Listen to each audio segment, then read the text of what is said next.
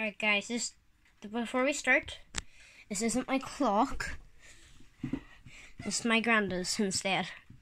I had to oil it today anyway, so we took it down. But here we have a foreign clock. That one and that one. That one for some reason wanted to stop the work and it's like, nope. Now the Hermes is sitting there. But he found this in the garage. His garage, which wrapped in a box, and I was like, what? And I've never heard the chimes on it before. I thought it was sort of shaped like that one, but in reality it's shaped like this. But since of the old age, the paint, this bit here has slowly rolled away. This bit here at the back is about to come off, but recommend not to touch that. As we open up our door, it's sort of like, what clock has that type of door? The Hermes. It has a thinner bit. This goes in like that. Well, it's currently not running at the minute, but I have it set to a time. Anyways, but it'll sit here. I'll try to activate the chimes from the back with the chime hammers. I'll be doing a separate video on that when it's up to the proper time. As you can see, there's the proper time, but this is the time it's saying. There's the sensor before we go to the back. Now, I have to be, because it's very, very, very delicate. And off she goes. Isn't good. And my battery light isn't going to be so good. It's out of beat anyway, which is okay, because it's faced around.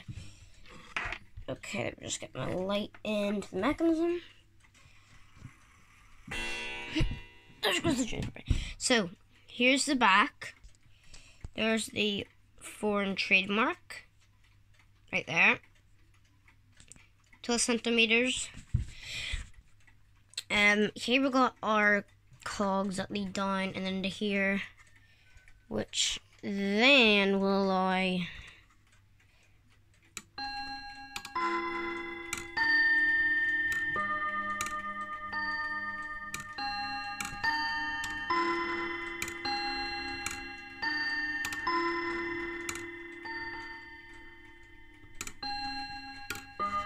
now it allows that to play then. And then this is attached way into here, and then into the front of the clock where this sits. Now, this didn't have a key, but I didn't need another foreign key because I already have 3 of them. And I was surprised when the Hermes came out. I was like, that is a foreign key. So I was like, okay, I'm giving it to my granddad for his clock. So the key will probably sit in between. He's probably going to take it back tonight, I'm going to guess. So, I'll let you hear it tick for 1 minute. Don't wreck the beat. This is overall just, if you want to hear the R strike, it's the best I can do for it.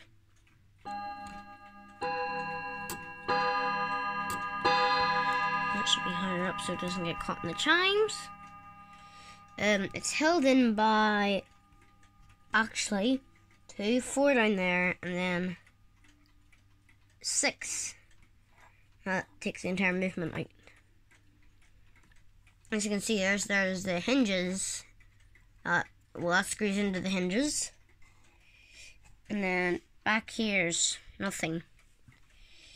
But I'll try to let you hear it with my skills of Westminster chimes.